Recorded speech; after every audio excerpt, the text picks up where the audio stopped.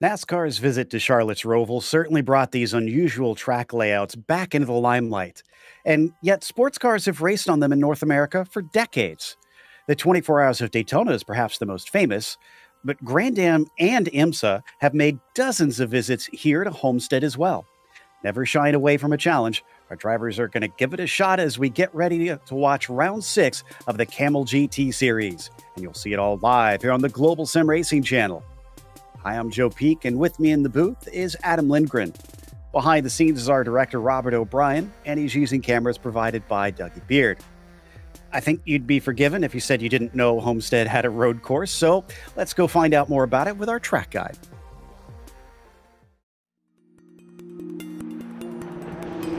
Welcome to Homestead Miami Speedway.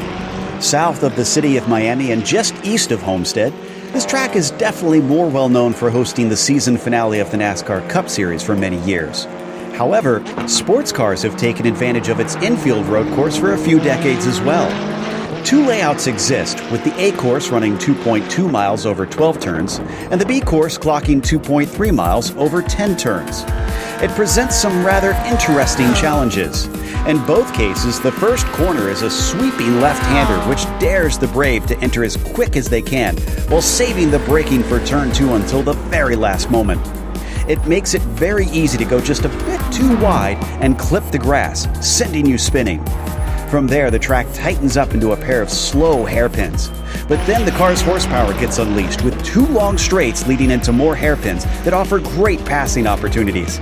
From there, the B course includes a simple flight around the oval turns 3 and 4, but the A course takes you on a frightening ride through a swift set of left-handers. Then the final chicane tests who can get the better exit onto the long blast back into the first corner. It may be less famous than the oval itself, but this road course has hosted IMSA, Grand Am, and the FIA GT Championship in its short history. Since 1995, it's been a playground for South Florida's road racing fans, and thanks to iRacing, many more can enjoy this Roval's challenges.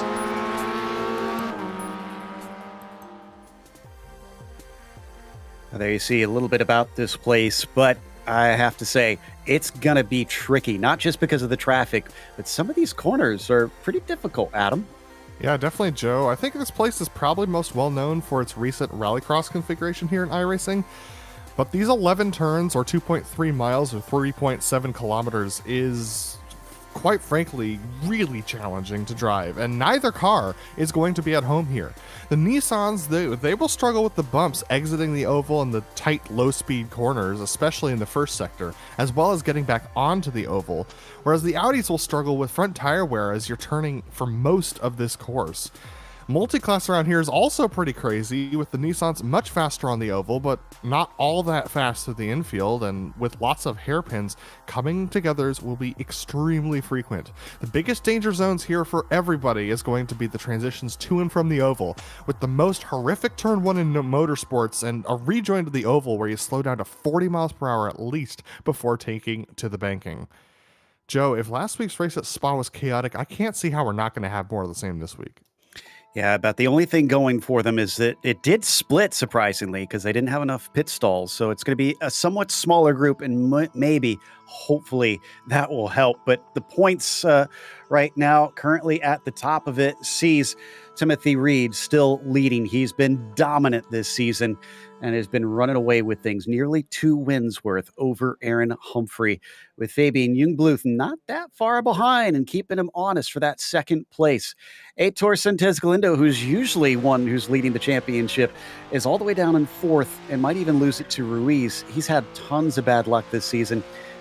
Jason Clapper and Romain Bello are even within range of him, within 10 points. So he could lose this 4th spot if he doesn't have another good day and change his luck around. Let's take a look at the GTOs in the meantime and how that one sits. And the GTO's Javier Del Olmo holds a 19-point lead over Timothy Vaughn, but then is very tight between Tim Kennedy and Arturas Kundalis, with Kennedy putting in some very good times in the last couple of races. Jamie Hamill-Smith just holding off Theo Schleret, as Schleret has joined midway through the season and has been absolutely storming out there over the last 3 races. Ian Haycock's there in 7th position, only 3 points over a tie for 8th position between Plumley and Lehman, and then Mickey Friesen back there 1 point back of those two in the 10th position. As for today's race, it's thankfully not going to be an endurance round. They're only going to have their regular 40-minute sprint. But they will have open setups out here. You have to imagine everybody's going to try and trim the car out because that is a long stretch that you are on the throttle. No spare car to save them. And through the oval portion, the barriers are very close, but they should be pretty easily flat out. So hopefully shouldn't cause too much of a problem. Drive-through penalty at 17 incidents and a DQ at 25. So keep it on the black stuff and watch out so that you don't accrue too many of those off tracks. Alex Millward is back once again and is usually a very fast driver, and he's showing it today as the first lap between himself and Timothy Reed goes to Millward by about 18 thousandths of a second. Absolutely. And as you know, when we get the scoreboard up here, you're going to notice something very interesting is that the split between the classes is very uneven today. We only have, I believe it is 7 GTPs, with the rest of the field and a fairly small field being GTOs. We had 45 registrations for this race today, and it split. So I think we have 23 cars here in this split today. So a fairly small field, but that's actually a good thing because even with 23 cars, the course is pretty packed. Ian Haycox is on provisional pole right now by about a quarter of a second over Doug Cloud. Can Del Olmo managed to go past him because Javier has yet to set his first time? Watching the onboard camera here with Haycock showing just how tight it is around that corner. Has to try and cross his hands there a couple times just to get it around the turn, and now he unleashes the power of the Audi. Yeah, that's got to be a little bit challenging with hand throttle that Ian's got going. So great job from him to get to be on provisional pole at the moment, Ian Haycox. Riley Thompson going fastest in the GTPs at the moment, about a quarter of a second rather faster than Xavier Sanchez. But Haycox entering turn 1 on his 3rd lap, so he's just completed his qualifying, still sitting in provisional pole about a quarter of a second over Lehman. Riley Thompson is back and is on the top spot in the prototypes, faster than both Sanchez and Timothy Reed. Reed's only good enough for 3rd on this one. So Thompson is on his 2nd flying lap. Let's see what he can do here as he comes to the line. Jack David Spickett just overtook Ian Haycox for the pole down in the GTOs. Thompson does not go quicker, but he's still fastest, and I think, that's everybody. So Thompson will be your pole sitter. On board with Jack David Spickett at this moment. He's on his 2nd lap right now, going down the first of the 2 infield chutes here into one of the sharpest corners on the course, only bested by the turn back onto the oval. Then it's a quick right-hander that's really challenging for the Audis before you shoot down this shorter chute and then jump on the binders for the sharpest turn on the course back on to the oval. But also an interesting note, check 4th position. That is Javier Del Olmo there, and he's only in 4th right now and on his 2nd lap as well. Yeah, he couldn't find enough pace to challenge for the pole on that first one, but he has one more to go. JDS around the banking of the final corner and to the start-finish line has a 13.5. He's not that much ahead. Can he improve? Yes, a 13.4. That's going to put him at least a 10th ahead of Ian Haycox. But I think Del Olmo's the only other car able to set a time. No, Voyan Gajek in the 23, I think, has the ability to set a time as well. Absolutely. Voyan Gajek on his 2nd lap, only 14th in class for him at the moment, so he's got some work to do. Javier Del Olmo, though, 4th position. He'd love to be a little bit higher because it's hard to pass around this particular track, especially in the Audis. The draft effect not really there as the banking is actually fairly steep. Here he comes across the line. Is he going to improve? He does by 0.6, and that's going to put him on pole. Wow, 0.3 quicker than Jack David Spickett. So that first lap must have just been him getting warmed up and getting the tires ready. Amazing stuff. The 23 going to be the last to cross the line. 2:17.9. is unfortunately not going to 117.9 rather is only going to keep him in 14th. So let's take a look at our starting order with a somewhat small GTP grid. Riley Thompson on the top spot. Xavier Sanchez will start from second beside him. Timothy Reed, who's won the vast majority of the races so far this season, will have to start from third and make some passes today. Alex Millward will be P4, and Fabian Jungbluth will start fifth. On the outside of that row, Jack Atkinson will be in sixth as Aaron Humphrey, who is second in the points, starts last on his field in seventh. Absolutely interesting note. The second split's only GTPs, but here we go to the GTOs. Javier Del Olmo on pole position with Jack David Spickett in second. Ian Haycox lining up on row 2 next to Doug Cloud. David B. Lehman starts off row 3 with Mickey Friesen next to him. And seventh is Tim Kennedy and Robert Plumley in eighth. Cam Porter and Jamie Hamill-Smith round out the top 5, or the top 10 rather, with Zoltan Deme in 11th position with Derek Matthews next to him in 12th. Row 7 goes to Johnny Bell, and Voyan Gajik is the last driver to set a time. Mika Tupela in 15th. Pablo Rangel rounds out your 16 GTOs here today and your 23 starters for the top split.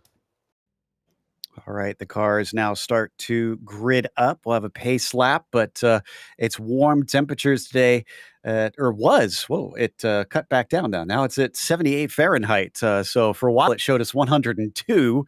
This is a lot better. That means we'll have much more grip. Hopefully that will lessen the chaos slightly, but with this being down in Florida with not many hills around, a little bit windy.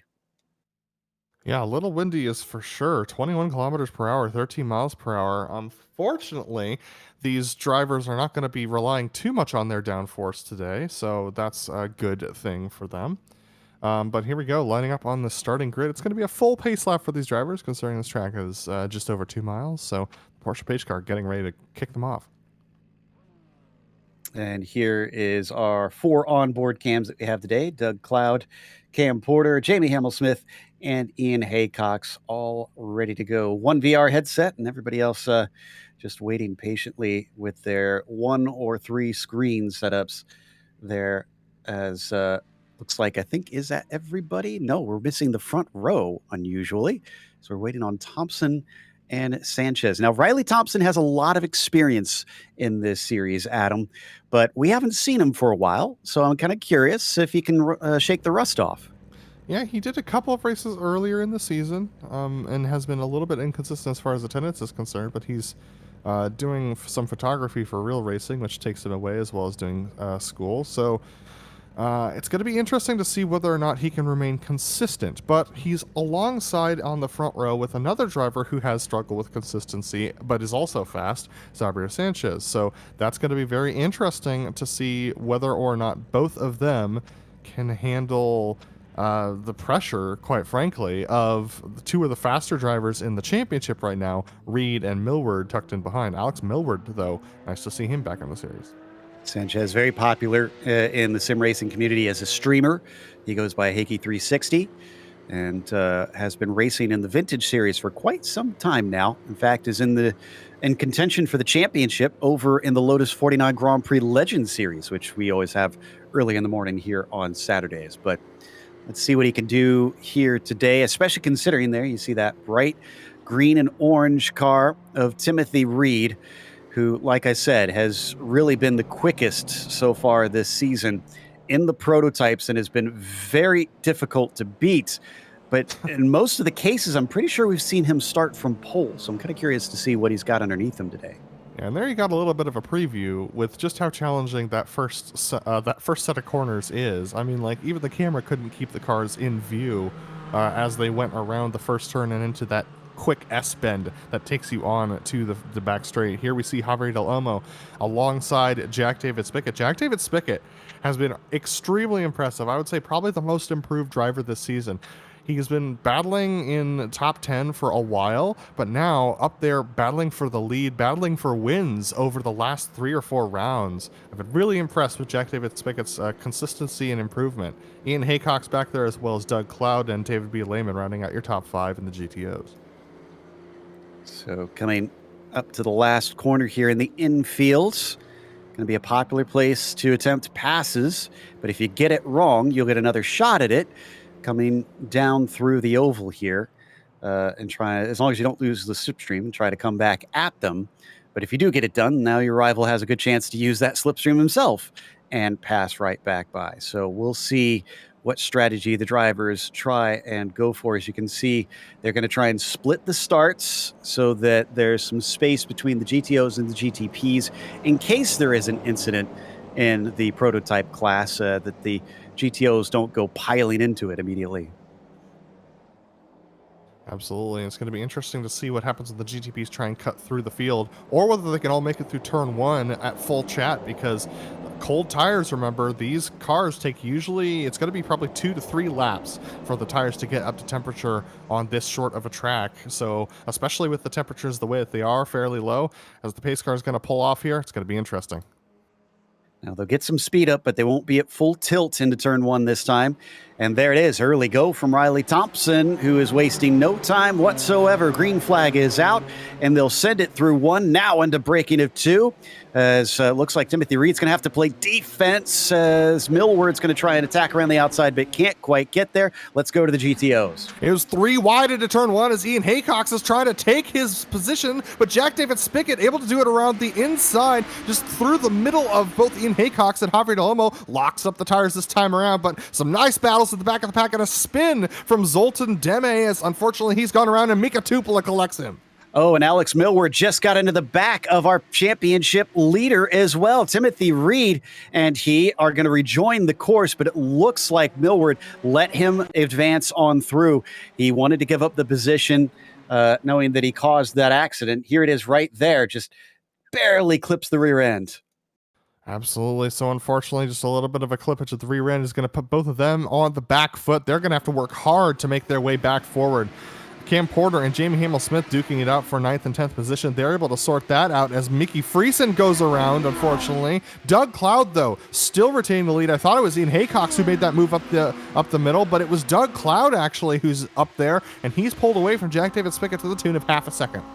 That's a long race, though. We're only on the first lap here for these GTOs. Jack David Spickett could have something to say about this, and Javier Del Olmo, who's been a champion before. Can he try and get in amongst there? Ian Haycox would certainly love to get himself another win, and he sits in 4th. Ooh, a little wide there in the background. I think that was Robert Plumley, who was struggling to keep it on the track. Yeah, you know, I mentioned that it's hard to pass around here, and it is hard to pass around here on merit. But what happens here more often than not is drivers ahead make mistakes. So it's really easy to capitalize on one of those mistakes if they take a corner too wide, if they go through a little bit too quick. Jack Atkinson, though, around as well in the number 4 machine in the GTPs. So unfortunately, he's going to drop a couple of positions there. But the GTO battle for the top 4, very tight. Robert Plumley trying to cling to the back of them too. They come down into the braking, not quite close enough for an attempt at a pass amongst them, but behind them, Lehman gets by Kennedy. Cam Porter spies an opportunity, but can't out-accelerate his rival. He will, however, get a nice tow. Yeah, Cam's got a great opportunity here, but the next place to pass is going to be to turn 1. It's possible, but it's really risky to do so. Look at this, though. A little bit of a lazy shift there from Lehman and Kennedy is going to push them both up wide. Porter's going to have a good run. He might be able to get to the inside of Kennedy before turn 1, but he thinks better of it. I think he's going to stay in line as Kennedy looks low, and Lehman cuts him off, but that's going to make him shallow for turn 1. He takes it way deep. Is it too deep? No, he makes the corner. Kennedy a little slow on the brakes into turn 1. And Porter had to try not to get into the back of him as Hamill-Smith sticks his nose in. Meanwhile, Jungbluth, did he just overtake Sanchez for second? And that was through the final corner back onto the that was that hairpin that I talked about, back onto the oval. So able to make that move on Sanchez. This was a great move. Check out how he set this one up. Had a good run coming out of 6. This is down into 7. And no defense from Sanchez. He kind of lets it happen. Lets him take the inside. Maybe he thought maybe he could try to tack back, but it was not to be, because down in the first corner, he still sits behind him. Just didn't have enough of a slipstream as they once again fly through the infield. Absolutely. So I don't think Sanchez is going to take lightly to that. He's going to want to get that position back, but hanging out right now behind Jungbluth. But the top 3 in the GTOs very tight together. Del Olmo, Spickett, and Cloud. Look at this. It might be 3 wide into turn 1. Jack David Spickett backs off. He wants nothing to do with that. Yeah, Del Olmo got at least one spot, and he thought about maybe trying something on Cloud, but then lifted off before they got to the corner. It's so fast through that first turn. This makes this top 5 group come packed together. And could they have Lehman catch them if they keep this up? Because he's behind, but it's only by about a second and a half. If he gets a little bit of the slipstream, they could make it a much bigger pack here. And I can report the camcorder made it past Tim Kennedy on the entrance to turn 1, so he's able to make it through. It looks like Zoltan Demi's gone off track again. He's rejoined just ahead of Vinka Tupla in the background. But look at these top 5 now, all strung together right now, very packed. They're all well within a second of each other. Here we go. Del Olmo to the inside of Doug. Doug's going to have to back off. That's going to open the door up to Jack David Spickett. He pushes Doug wide. That's Doug losing 2 paces at once. So Cloud can't hold on to the lead, and now he might not even hold on to second place. He's on the outside, but we have to remember progressive banking here, so that outside line isn't necessarily the worst place to be. Yeah, absolutely. Progressive banking around here at Homestead. Jack David Spickett a little bit drifting wide there, but able to hang on to it. The question is Jack David Spickett going to try and hang on the bottom line? No, Doug Cloud sloshes across the front of him. So very tight racing up here for the lead of the GTOs, but Javier almost starting to get away. Doug Cloud, Jack David Spickett have to work out their differences if they want to retain a battle for the lead. They are definitely slowing each other up because Lehman's even closer now at 1.2 seconds behind. There they fly down towards turn 5. That breakaway for Del Olmo, could that be critical, or will they have enough in the slipstream on the oval to reel him back in? And these laps go by real quick, which is why one of the reasons why I think it's appreciated in this particular race. It's a lapped, or rather a timed race. But Robert Plumley a little bit slow off of the coming into the short chute there, so he's going to back himself into Lehman there. Back onto the oval they go. And up at the top of the field, Del Olmo leads Cloud. Jack David Spickett in third. Ian Haycock's patiently waiting. Plumley has lost a bit of time to them and has definitely allowed Lehman and Porter in with him. But will that group be able to get back up to the top spot? Across the line this time, it's going to be a second between Del Olmo and Doug Cloud. Is this the chance for the one car to just absolutely blitz away? Yeah, I think Javier is pretty much in a good position right now. Doug might be holding up Jack David Spickett a little bit. Ian Haycock's a little bit unsure of his raw pace. His qualifying laps were one in one direction and one in the other, put him in a good starting position. But it'll be interesting to see what his raw pace is. And Riley Thompson, I believe by the end of this lap, is going to be starting to pass the battles for the lead, really from first on down to 11th, down to Mickey Friesen. So Riley just now exiting, just now going through the infield. Oh, goes a little bit wide. A little bit of commentator's curse there on Riley. He's able to recover, but he should meet them on the banking. He's not that far ahead of Jungbluth. It's about 2.5 seconds. So if he keeps doing those little offs, that's definitely going to hurt him and risk his lead. But yeah, I agree with it that he is pretty close here. Should be lapping them somewhat quickly. Now, counterintuitive to what you would think, these Audis can be quite fast in a straight line. So while he will catch them initially, as they start to get up to full tilt, I'm not sure. Well, no, he is going to have quite a bit of pace advantage as they go off the corner. Well, the Audis do have to brake to make their way around the oval, and the Nissans do not. But look at how fast Riley is attacking that. He's using the downforce to absolutely slam that GTP back onto the road course. But look at this. This is the 15 of Cam Porter getting a little bit wide through the S's. This is going to hold up that pack ahead of Riley, and Riley's going to have to navigate this. Fortunately, he's got 2 straightaways to do so, but the guys ahead are battling. Yeah, all 3 of them pretty much battling. You could say 4, but as he breaks deep, I thought he was going to get into Cam. A shift from Cam. Oh, Riley almost makes contact with David B. Lehman. Lehman pushed out wide. Fortunately, Riley's able to get through. Here's Jungbluth, though. He's got a gaggle of GTOs just ahead of him. He's not going to be able to make his way through. No place to go. Cam gets a little bit of help from Hamill Smith, but they all managed to make the corner. That was horrible timing for Jungbluth. Now he can finally go by.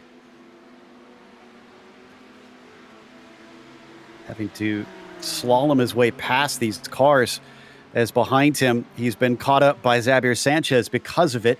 It does still remain about 2.7 seconds between Riley and Fabian, so that little hiccup that Riley experienced kind of evened things out.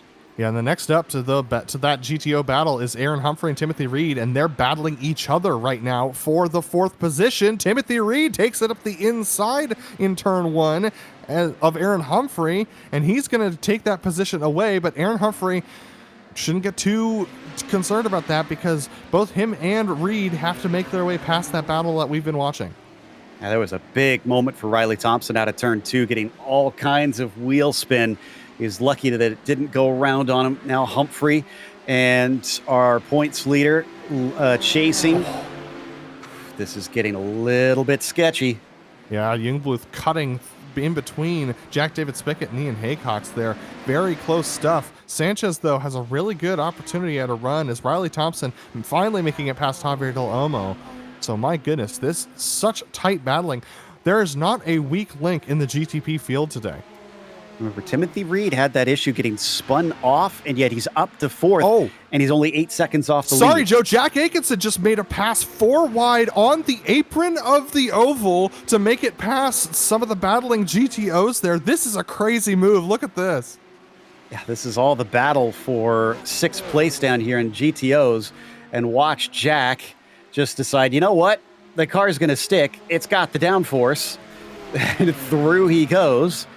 I don't think they have any rules about racing on the apron for these cars. No, they don't. I mean, like, there's no rules for racing on the apron for this track because it's just that there aren't cars that race here that have that kind of downforce most of the time. But here we saw it happen. So Jack Aikenson in a great maneuver there. So as we take a bit of a replay here. No, we're going up to Doug Cloud. Oh, contact live. for me, and Haycox into the back of Aaron Humphrey. That's going to send him around. Ian Haycox cut off by Aaron Humphrey into the braking zone a little bit, but I think Ian just missed his braking point a tiny bit. We were just watching his camera moments ago. To Humphrey's credit, he was slowing because in front of him, Timothy Reed was checking up. So that looked like a bit of a chain reaction to me. Yeah, I agree. I don't think that there was any fault for Humphrey because he had to slow up because of the GTOs ahead of him, but Ian Haycox did not expect that to happen. The GTPs are a surprisingly long machine, and it could be a real surprise when they slam on the binders. They do have a lot more braking force and a lot more braking G-forces than the GTOs can manage with the GTO's weight. Reed survives it. He's still sitting in 4th, but he has 6 seconds to catch up to Xavier Sanchez, who we see here chasing Fabian Jungbluth. This is for P2. Still haven't dropped off of Riley Thompson. They're still at about 2.5 seconds. So top 3 seem to be relatively evenly matched. Yeah, absolutely. So Jungbluth is hoping for that inconsistency that I talked about at the beginning of this race, that Riley Thompson will fall afoul of some inconsistency. But Riley is a high downforce specialist. He drives high downforce machines pretty much exclusively on the iRacing service at this point when he's doing official races, and he's got a lot of practice there. Ian Haycox is off again. Oh, major damage. It was almost at the same corner. He got tipped around by Lehman, and that sent him into the inside barrier. You can see he's trying to get it turned around. Takes a couple stabs at it before he can finally return. Yeah, look at the damage on that left side, Joe. This is the end of the race for Ian. Which is a real shame because he was looking at some good results initially. Then the first incident happened, and now the second one really put paid to that. So, yeah, I'm with you. I think he's probably going to have to come in. And, in fact, he pulls it completely off the track to try and stay out of the way. Timothy Reed, by the way, I was kind of watching him recently. Car is sliding around a lot. I don't know if he has some damage that came from his contact earlier, but it doesn't look like it's handling all that great. And before today, he had practically been flawless most times. Yeah, I'm very interested in that as well, to be honest with you, just because of I think he might have some floor damage that he's dealing with, or maybe a little bit of suspension damage for him, because like you said, the car just not behaving as he would like, but it's also possible they just has hot tires, because we see that happen a lot here too. Yeah, that's a good point. May have just abused them too hard. Or maybe we're just overinterpreting things. We'll see as the race goes on what happens. Back to Tim Kennedy with Jamie Hamill-Smith now leading this small little group. This is still the battle for 6th place, and getting fed to the side there. Kennedy has no place to take it. He's going to take another peek down into turn 1 and decides it's not worth risking the car once again. Lehman, the one behind them in the 16. Yeah, Jamie Hamel-Smith took it extremely deep there into turn 1. Absolutely on the ragged edge of grip, I think, just to dissuade Kennedy from making a move. Especially because Kennedy, it's kind of one of those like tit for tat moments there for some of these drivers, but here comes Kennedy again. Hamel-Smith, not a good run off of the long chute. So as they come into the sharp right-hander, side by side, and Kennedy misshifts, unfortunately, so that's going to allow Lehman to go side by side now. Showing off the advantages of using a VR headset there as he was able to look into the corners very deeply. So many sharp turns, hairpins around this track, and side by side coming through one of those hairpins, turn 7. Kennedy hangs it around the outside. Lehman cannot finish the job.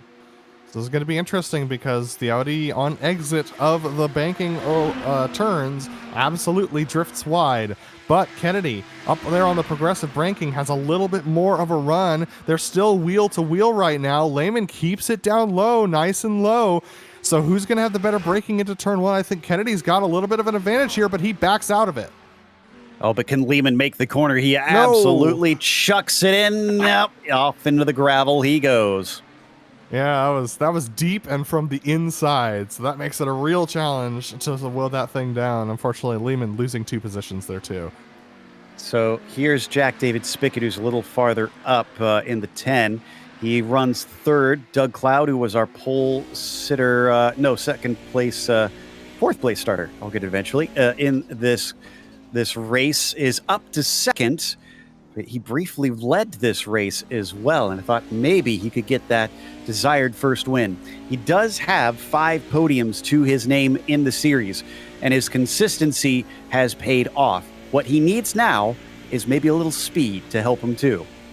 Yeah, absolutely. Unfortunately, 3.5 seconds back of Javier Del Olmo is Doug Cloud. Jack David Spickett, he's had a little bit of a trial this race, but fortunately still in a decent points-paying position here in 3rd position. And Doug Cloud, as we said, kind of outperforming his other finishes this year, but a little bit in the middle of the track there for the braking for turn. Well, I guess that's turn 2 realistically. But here we go through the snake as well. A real challenge. Look at this. Very, very shallow entry for Doug Cloud. Gets a decent exit though. But Jack David Spickett absolutely putting pressure on Doug Cloud right now. And I got to wonder if they're going to be joined at some point, because Cam Porter's been looking pretty good. He ran away from that battle behind him and is still only about 1.5 seconds behind Robert Plumley here. Now, that's about 3 seconds behind JDS's battle, but Cam's looking kind of strong today now that he's gotten out on his own. Yeah, absolutely. Cam's been improving over the course of the season. He got some new gear, and he used to be racing in a rocking chair, as we saw. I would assume that doesn't give you a lot of structural rigidity, so it's possible that just the little bit more strength that he's got from his new rig gives him a little bit more consistency on the brake pedal, and that can go a long way in the Audi. Absolutely. It's so difficult trying to get the car slowed up.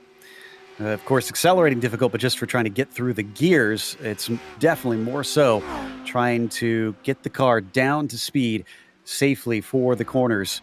And as they come into turn 2, once again, Porter is absolutely faster than Plumley. It's down to 1 second. Yeah, absolutely. So Plumley is definitely losing time to the guys ahead and losing time to Cam Porter. As you can see, JDS still hounding Doug Cloud right now. He has not been able to find an opportunity to put his nose in. Doug's been doing a good job of being in the middle of the track when it comes to attacking opportunities and getting good exits. But yeah, Riley Thompson now trying to make his way past Jamie Hamel-Smith and Tim Kennedy, who are still duking it out. So Riley's going to be catching up to this group that we're watching right now fairly quickly. Indeed. Things have gotten quite fascinating in the GTOs today. The somewhat smaller GTP category is all spread out. There could be some battles there, and we'll keep you up to date if we do see any, but right now it has calmed down. This is where the action is for this P2 between JDS and Doug Cloud. Big run from Jack, but I don't think he's got the straightaway for it. Yeah, a challenge to pass if the driver ahead is being conservative. And oh, look at this though, Doug. Little bit wide through turn one. Allows Jack David Spickett to go up the inside there just a little bit, but unfortunately still unable to attack. They should be getting Riley Thompson very soon. He's just going to have to make his way past Robert Plumley and Cam Porter. That battle is going on. Fabian Newbluth now back to 3.5 seconds. He got held up by a 5-way fight in the GTO's 4-6 position. That's still only separated by about 3 seconds for that group. Oh, Jack David Spickett off track a little bit there. He's got to limit those mistakes. He knows that he's got a good opportunity here to try and get himself a P2. But Doug Cloud's been around for quite some time in this series. And speaking, much like Cam Porter, speaking of improvement, we've seen Doug Cloud just climb the ranks bit by bit and become a serious rival. Like I said, a couple podiums, but he still hasn't taken a win yet. Alex Millward has caught up to the back of Timothy Reed. Timothy Reed getting slowed up through the traffic. Timothy Reed, though, remember he had that punt earlier on that has put him down quite a bit. Alex Millward, though, with a really good run into the first turn as we see Riley Thompson cutting through that battle for second position between Doug Cloud and Jack David Spickett. These two are pretty fast usually, so for them to be battling for fourth is honestly not representative of what we're used to seeing. So a bit of a shame, but it's still half the race left to go. So who knows what could happen from here. They've only got about 2.5 seconds up to Sanchez, so they could catch up to him. And they're about 8 seconds off the lead. The more this traffic plays havoc with everything, the more opportunities are going to rear their ugly head. I think Alex Milward just got on the radio to tell Timothy Reed that he wasn't going to attack him until they get past this traffic. So that's good teamwork from the two of them. Now, they were both involved in that earlier incident. It was Miller that got into the back of Reed that sent everyone around. So these two trying to recover together. I think that Millward realizes that his best opportunity is to follow the championship leader through the pack. Yeah, it's an excellent point. And Millward's a smart driver, so I wouldn't put it past him that that's exactly what he's doing here. That camera really gives you a sense of the speed that they take through turn one into the braking of two, which I can't stress enough how hard it is to try and curve and brake at the same time. So that is a tricky start to the lap. That's challenging in every vehicle. I've found it uniquely challenging in the Audi because of how tight the Audi gets under braking because of the four-wheel drive. So I think that's part of why it's so hard to get the Audi through that corner. But fortunately, the four-wheel drive means that you can give it a squirt of throttle and it'll regain all the grip that it's lost. In the GTPs, however, those things are losing all of their aerodynamics as you go down to that braking zone, so it switches over to mechanical grip. And in previous versions of the car, it was a real challenge when you made that transition. It's a little bit more stable now, but still extremely difficult. There's a close moment into turn 5 there between Cloud and Spickett. Couldn't make the pass stick, though. He's still right on top of him as they come around to complete lap 18 now. And once again, he's there, but not quite close enough. I wonder if Jack honestly needs to be a little closer out of turn 7 to get back on the oval. I think so, but he's really struggling because Doug Cloud is absolutely focused, laser focused on corner exit. Cloud likes this shallow line into the exit of the S's. It's working for him to get a decent run down the long chute. So Cloud doing a good job of doing what he needs to keep Jack David Spickett behind, because they both know they're not going to be catching Javier Delamo this race. A little bit of a lock up there from Doug. That's an opportunity. Jack David Spickett smells it in the water, smells blood in the water, but still not enough overspeed on Doug Cloud unless he sends it deep up the inside here, which loses them a lot of time. Jack David Spickett taking a wider line, trying to arc it into the corner, have an early exit so he could stay right on the back of Cloud. Oh, misshifts though, and loses all that time back. It's got to be so frustrating at this point. He's right there. And back in 6th position, we keep mentioning this number a lot. Jamie Hamel-Smith leads Kennedy, Friesen, Lehman, and Rangel. Absolutely. It's this 5-car fight for that 6th position, with Jamie Hamel-Smith just being able to hold off Tim Kennedy. This is the portion of the race where things get really challenging. Your stuff starts to wear down. You're getting a little bit tired, but look at this. Tim Kennedy with a good opportunity here on Jamie Hamill. He looks to the inside. Hamill closes the door. That's going to back them into Mickey Friesen and Lehman. So that's going to bring the two of them back into it. And surprisingly enough, Jamie Hamill-Smith holding up this pack just a little bit right now. This top split of GTOs is extremely fierce right now. Certainly is putting one on. This has been quite the show as they come down into turn 5 once again. That's very close for Kennedy, and he shows himself a little bit, but it was never really a serious attempt. Well, it's going to take a little bit more overspeed to get that done. The straights just are not long enough, and the GTOs, like I said, they have to back off through the banking, so they're losing downforce, which loses them some turn speed. So a real challenge for these drivers to keep themselves going forward. Along the oval once again, Kennedy looking quite close. Wonder if he's going to be able to get himself around this time as he tries to go in a little late.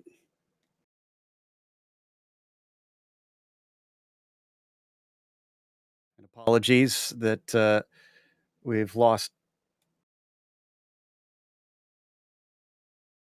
Apologies that we've lost picture for a moment. Had a little bit of a technical issue, but we'll keep you up to speed on what's happening out on track. Riley Thompson is still your leader. Javier Del Olmo still sits in the lead of the GTOs. We were following that battle for 6. Hamill-Smith leading Kennedy, Friesen, Lehman, and Rangel.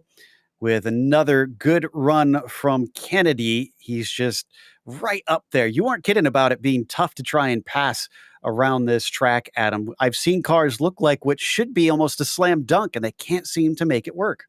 Yeah, there's just not enough time to between the corner exits back into the braking zones to really get the draft into effect. It keeps the cars together, but there's not enough of a chance to get back into passing position. And that's true regardless of the class that you're in.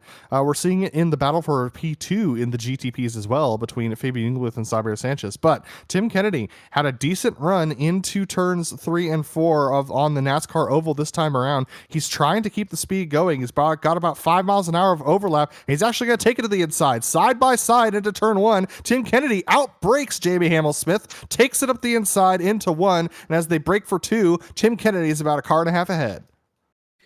I figured Jamie knew better than to try and fight that one too hard, so move Tim Kennedy into P6. Will Hamill-Smith be able to try and fight him back for it? He gets very close down through the snake, but that compromises his exit. He loses a couple car lengths on that number 14 machine. The other thing that's been getting kind of close is Xavier Sanchez and Fabian Ingluth down in the GTPs for second are within 6 to 7 tenths of one another. Yeah, absolutely. So if Ingluth makes a mistake, Sanchez is going to be right there. Sanchez has been anywhere from about 2 seconds to within half a second of Jungbluth, and now right within a second, still out about a second as they go down the short chute, heading towards the left-hand hairpin onto the banking of the oval. And in the braking zone, it's going to be about 1.2 seconds. Oh, Jack David Spickett. He just made the move on Doug Cloud. This has been long in coming, Joe. It really has, and it happened down into turn 1. We've seen a lot of drivers try and work that up to see if they can get the momentum at the right time. Seems to be the place to try and do it at this stage. So here we come back, thankfully, with some live pictures. So Hamill-Smith has lost his spot to Tim Kennedy, and now Cloud has lost his spot to Spickett. And Friesen lost his spot to Lehman. So a couple of passes coming around here this lap. So quite a bit of changing of positions.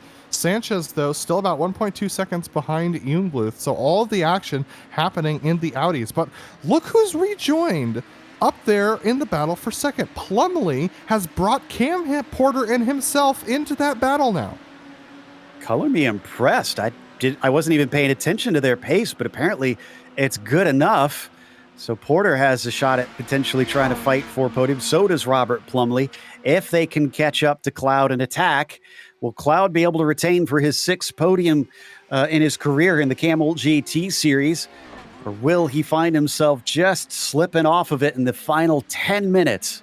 A little bit of locking up of brakes from Cloud over the last couple of laps has shown his weakness. He's doing it again here as they go into the S-bends. Cam Porter in a really strong position right now, absolutely looking strong, and he's going to put a challenge to Robert Plumley, I believe, in the long shoot. Here we go. He's going to look to the inside. Like seeing Cam bring forward just a little bit more aggression lately. He's been growing as a driver, and his style has shown that he's no longer afraid to get in the mix. I absolutely love to see it from Cam. Cam has been duking it out with top-tier drivers over the course of this season and has absolutely been very strong. Look at this, putting some pressure on Plumley, making Plumley go a little bit wide there through the hairpin. Cam Porter absolutely tucked in behind Plumley and showing that he's not afraid of anything. Here we see the onboard with that awesome GSRC merch on that shirt going around turns 3 and 4 here at Homestead. He's there, but I don't know if he's close enough. We've seen cars have to be right on top of them to slipstream past by the time they get to turn 1. And this should give you this onboard. Watch down into this corner. Look at him having to downshift as he flies, getting on the brakes, turning it in, and off goes Plumley. Not only one spot, but 2, as Doug Cloud also has an off, but now all 3 of them have had offs as Cam Porter goes into the grass at turn 3. You can see the smile and the laughter from Cam because he knew that he just took it a little bit too eagerly. He thought he had both spots, and now he drops himself back into 5th position. Oh my goodness, let's look at this again. Comedy of errors from these 3 guys. It could have been 2 positions up, but Plumley pressured into a mistake. There's 1, and then Doug faltered all on his own. But yeah, it's so easy. For some reason, I've always found that 3rd corner, especially when you're in a battle, you overcook it because you don't anticipate how slow it is. Absolutely.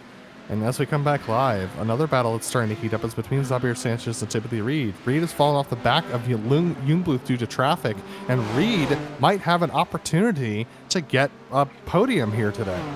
Something happened to Millward because he was with Reed not long ago. Sanchez, who is not got much straight line speed, it looks like, is going to be overtaken. As to their right side, Cam Porter stays out of the way, down into the braking. Sanchez tried his best, but it looks like Timothy Reed cannot be stopped today. No, Timothy absolutely showing why he's the championship leader right now, putting on a clinic, going past Sanchez there on his recovery drive. Timothy Reed, I don't know if he's going to make up to Riley with with about 8 seconds between himself and Thompson, especially not with the 8 minutes that we have left, but he might get himself up to Jungbluth with the pace he's running. And Jungbluth is one that's chasing him in the points. That said, it's a big gap. It's something like 50 points between them currently. So I don't think he's too concerned if he does wind up behind Fabian. This recovery to 3rd place is pretty good. Yeah, very impressive, especially around a chaotic course like this one. So Timothy Reed doing exactly what he needs to do to maintain that points championship lead. He did not stress about that spin that happened between himself and Millward, and is now just pushing himself forward to try and catch Jungbluth and take as many points home as possible. That battle that we were seeing for 2nd in the GTOs is very much spread apart, though. JDS and Cloud a little bit away from one another. Plumley with his off is backwards. As I understand, Millward's having some connection problems, so if you see that on the timing tower, don't worry too much. We should hopefully have that clear up soon. In fact, this is Jack Atkinson just going by Robert Plumley. Yeah, so Plumley able to make his way by. Millward's connection looks like it's stabilized, fortunately, because remember, we lost a couple of drivers last round, points-paying drivers, due to connection issues. But as you can see, Lehman with a little bit of nose damage there. And he's going to try and move his way forward. I can report that Alex Millward absolutely cut off the inside from Doug Cloud on turn 7, made him lose another second to Jack David Spickett, unfortunately. But Lehman trying to get himself into a position to put more pressure on Jamie Hamill-Smith and take that position away. Yeah, and Jamie Hamill-Smith probably wishing he had a little bit more than where he is. Now, he is up 3 positions from where he began, but he was sitting in 6th for so long, and he's now watching that car absolutely skitter away from him. And with another one breathing down his neck, David's got a pretty good run, but I'm not really anticipating a move this time. David's got a good run. It's the best run he's had in a while, but I mean, it's just so hard to pass into turn one if you're not alongside on the straightaway. So nothing doing that time around. Lehman has to stay behind, but they're catching up to Tim Kennedy up ahead. It's only about a second and a half, and you can see Jamie Hamel-Smith taking that shallow line, but he actually tried to take it wider there through the S's, made Lehman back off a tiny bit, just parked it on the apex, did Hamel-Smith. And so that forces Lehman to back off a tiny bit. Sure, he's still close enough that he could be a real threat here. They've also got Friesen just behind them. Mickey's kind of keeping himself in play. So there you see the gap up ahead to Tim Kennedy that he's been able to pull out ever since he finally made that pass on the 11 car. 5 minutes left to go now. So not many laps left on the board. Oh. Well, here we go. Lehman sneaking his way around the outside of Jamie Hamel-Smith. I think Jamie might have misshift on the exit of 7. They're going to be wheel to wheel as they fly through the banking on the oval portion. Does look like momentum's a little bit better for David. It was not a misshift. It was a slide from Jamie Hamel-Smith. Too much power down. Can Jamie hold on to this? Nope. Lehman cuts his nose off. Jamie Hamel-Smith's going to have to fall behind Lehman as they both try and catch up to Tim Kennedy. Jamie Hamel-Smith falling back into the clutches of Mickey Friesen behind. There's been a lot of flux here in the mid-pack over the course of this race. So passes are possible, but we've seen many of them have been facilitated by mistakes here and there. So maybe it's a focus on your own race first sort of day. Doug Cloud has made his way back up to the back of Jack David Spickett as well. So interestingly there. And Timothy Reed, because the traffic is right on the back of Fabian Jungbluth, the battle for P2 in both classes, reigniting. I know it's on the screen, but we haven't highlighted it. Spickett is 12 seconds, almost 13 seconds behind Del Olmo. Javier has just had it all his own way today. Yeah, and his best lap is a good 2/10 ahead of Javier Del Olmo, and his last lap is a good second ahead of Jack David Spickett. Timothy Reed, though, held up here by Zoltan Deme. He's going to lose time to Xavier Sanchez, who absolutely streaks by. Is Xavier going to try and set it up the inside of 7? No. Timothy Reed takes it late braking into 7, though. Holds himself up a tiny bit on the apex, but Xavier Sanchez not able to get the power down off of the corner. Should spread them back out as they try and pursue Fabian Jungbluth 2 seconds ahead. Absolutely did, as that was very close between Cloud and Spickett there. Still dueling for that second position. Both really want it, and they're losing touch with those behind them. So it's becoming a lot safer to get feisty like this. Absolutely. Doug Cloud putting heavy pressure on Jack David Spickett. Spickett's car looks like it's gotten tight here in the late stages of the race, which is really not great around this particular track, but there's so much turning going on. That's the challenge we talked about at the beginning of the race with how the Audis really struggle around here with their front tire grip because of how much turning there is around this course. Doug Cloud, though, trying to pursue Jack David Spickett down the front straightaway, but unless you're beside him right now, it's going to be hard to pass through turn 1. He's going to try it anyway, and Jack David Spickett backs it off. Wow. Cloud sliding the car in there, and it looks like he's going to make the corner. Yes, he does. Excellent work. That was a brave but savvy move. That really surprises me because Jack David Spickett spent most of the race behind Doug Cloud. He knows how hard it is to pass Doug.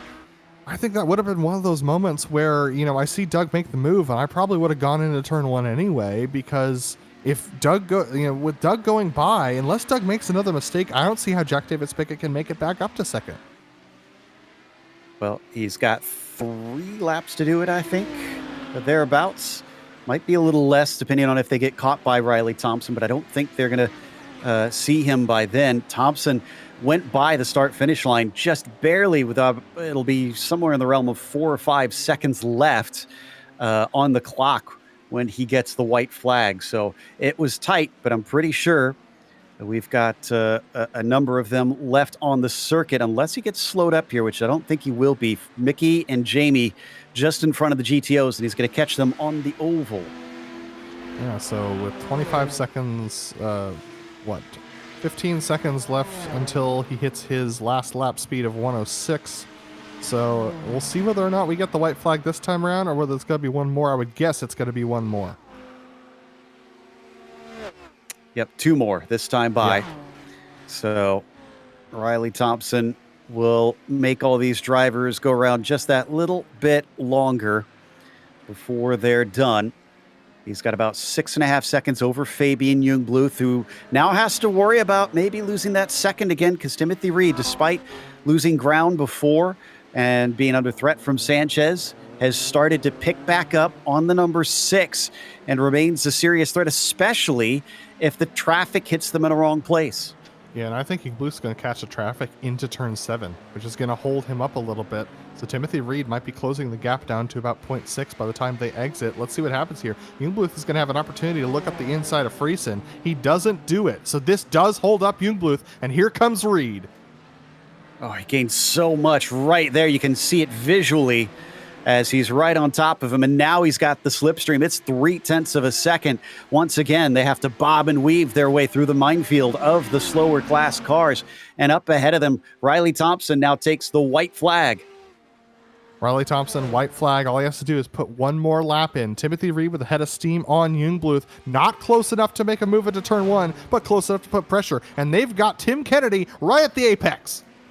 Oh, Jungbluth has no place to take himself. He has to wait patiently, but so does Timothy Reed. He's gonna hold up Reed. He can't find an opening there, and you're right, long way around coming through this snake, and Reed loses out.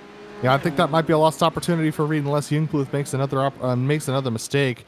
Doug Cloud and Jack David Spickett are not. I don't know if they're going to get passed by Riley Thompson, so they might have another lap to duke out their particular battle as Tim Reed, just unfortunately a little bit too far back. Yeah, if Riley gets them, then only Javier Del Olmo can win from here, but we'll see. Doug Cloud. No, he's in the battle with Jack David Spickett. So, yeah, they need to stay on the lead lap if they want a shot at it. It's going to be close. In fact, we're coming off the final turn for Riley Thompson and to the line, but he's not going to lap them. He is going to win, though, as we finish round 6 here in the Camel GT Series. Jungbluth will retain that second place, and Timothy Reed will be behind him by 0.2 of a second at the end for a third. But the battle's not over between Doug Cloud and Jack David Spickett. They got a whole nother lap. Jack David Spickett has a lot of room to make up, but Doug Cloud has been showing a couple of signs of mistakes here, so it's going to be interesting to see whether or not they can make this work. Doug Cloud, a little bit of a lockup of the right front going into the right-hander, into the short chute here. Doug Cloud looking fairly strong. Yeah, I don't think Jack has enough. He's going to have a phenomenal run, or maybe a missed shift from Doug Cloud coming out of turn 7. Let's see if Doug can get it cleanly. He just needs to do it this time, and he's got it. As up at the front, Javier Del Olmo will take the win in the GTO class. Javier Del Olmo with a commanding win there. Jack David Spickett with no speed on Doug Cloud unless Doug makes a drastic error through this turn. He's going to be holding on to that second position, Doug. What a move at the beginning of the race to get himself up there in the battle for the lead, and Jack David Spickett finishing in third. Great work by all, that is for sure, which is going to take us to a quick break now. We'll come back with the official results as well as driver interviews, so stick around.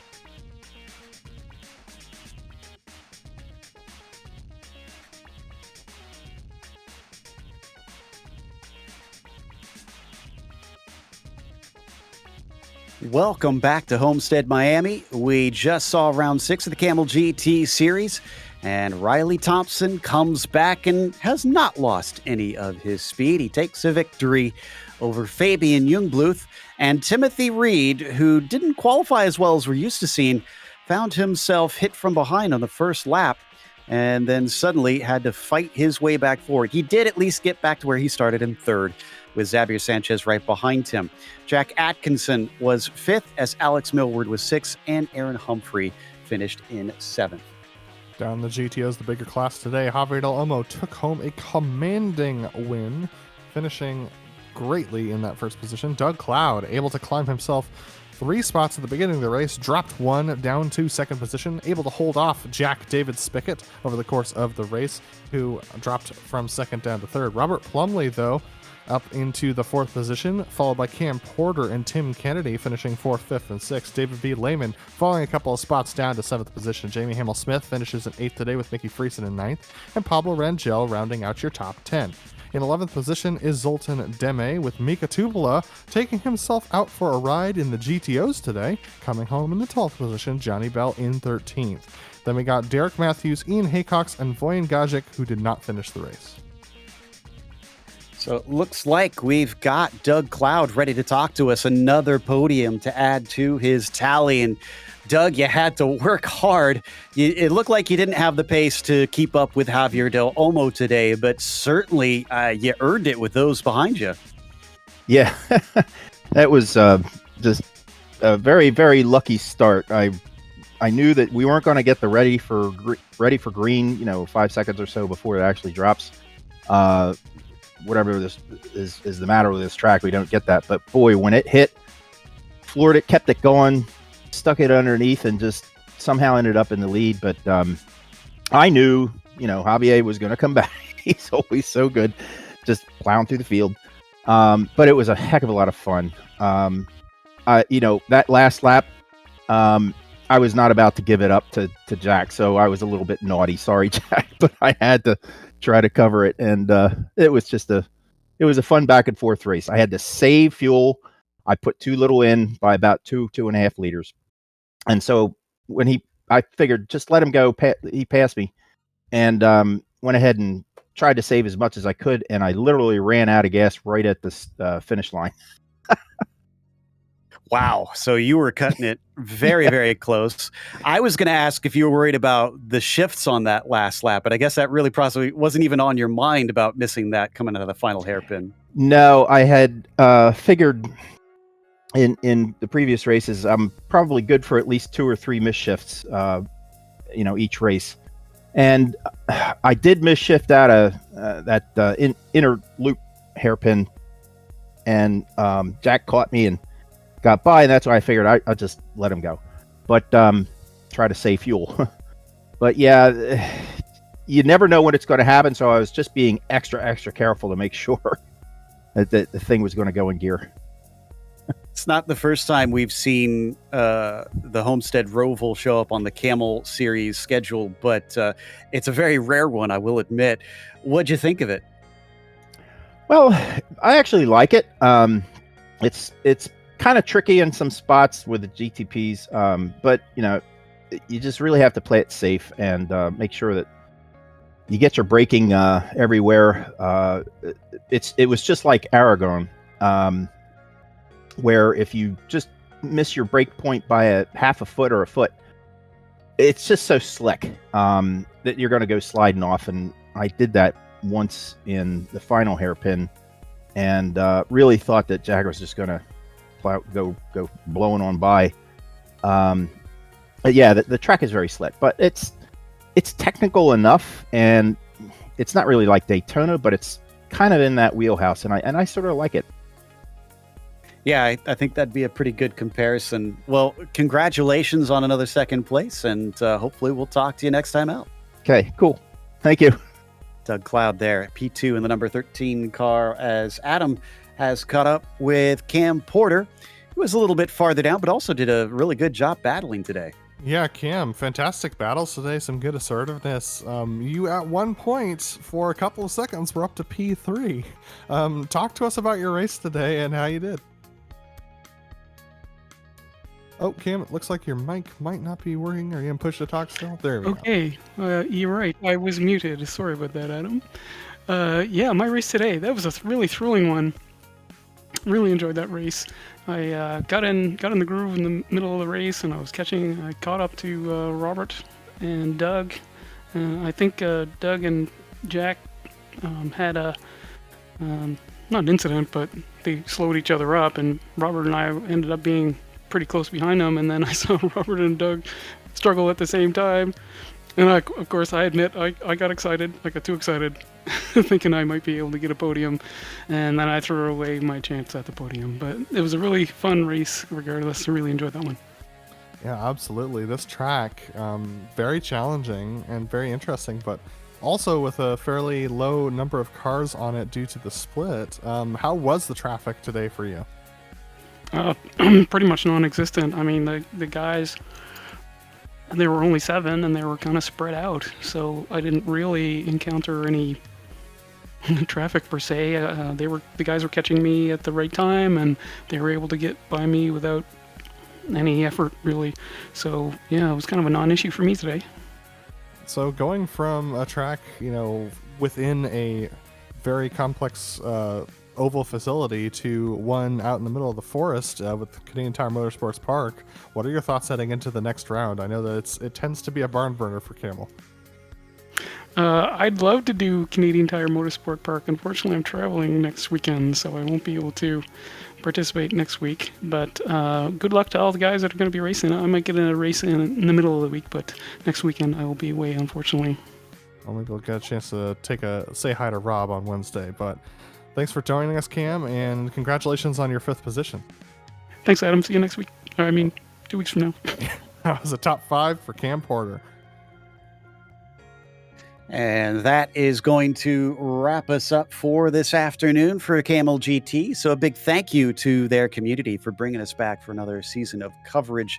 And also thanks to the team today, Adam, Bobbert, and Dougie. Make sure to check out our social media, website, and our merchandise store. And don't forget to subscribe to our YouTube channel so you don't miss a moment. Next race is going to be just as tricky, Mosport. That'll be Saturday, July 29th at 1 p.m. Eastern. Be sure to check out our other broadcasts we have listed here. And until next time, race clean, race hard, and we'll see you on the track.